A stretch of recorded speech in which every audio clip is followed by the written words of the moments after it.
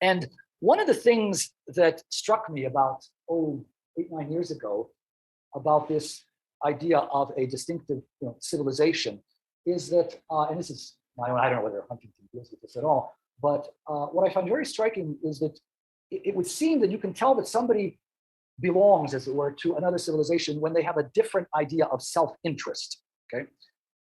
Let me explain that.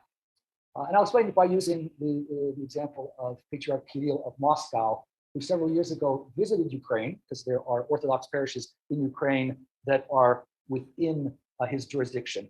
And I know personally from one of his aides who had assisted him with this, that for the visit to the Pochayev monastery, which is in Western Ukraine, they had actually prepared for him comments in Ukrainian.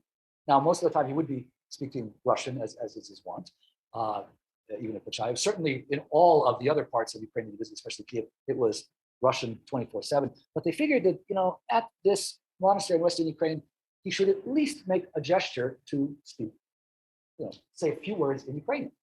And he actually ended up not doing it. Now, when I say there's a different perception of self-interest, if I am trying to win friends and influence people, when I go into a country and if I know that there's going to be a significant number of people there who would really be happy to hear, the patriarch speaking Ukrainian, I would do that. But of course, he's resisted or he did resist, and that kind of example can be multiplied in different ways. But it's just I think a way of getting a sense of the nature of different civilizations, because there's no doubt that Vladimir Putin is acting in a way that, everybody's just scratching their head, right? Well, this is absurd, but it relates to a different sense of self-interest. There are different mythologies, different, shall we call them, neuroses,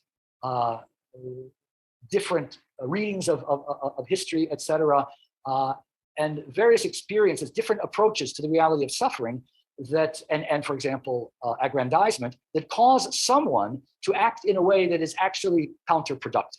Okay? Because at the end of the day, no matter what happens, Vladimir Putin is going to be a failure. Okay, it might take a while, but he's already a pariah in most Western countries, and in any case, it's not the kind of what he's been doing is not the kind of thing that someone with a healthy, let's say, a Western sense of self-interest would want to do.